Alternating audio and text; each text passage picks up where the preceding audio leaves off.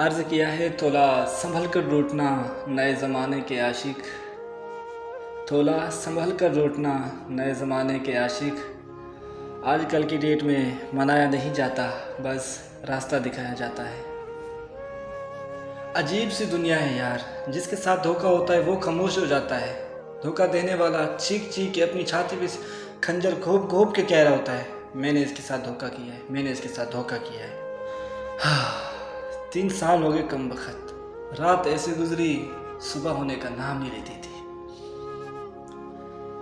कम बखत यार, न जाने कैसे वो दिन थे।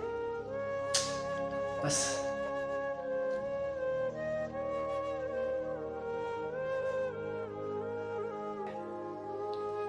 आजकल के दौर में लड़के मजनू इसलिए भी नहीं बनते ना, क्योंकि लैला एक से नहीं अनेकों से मोहब्बत करती है।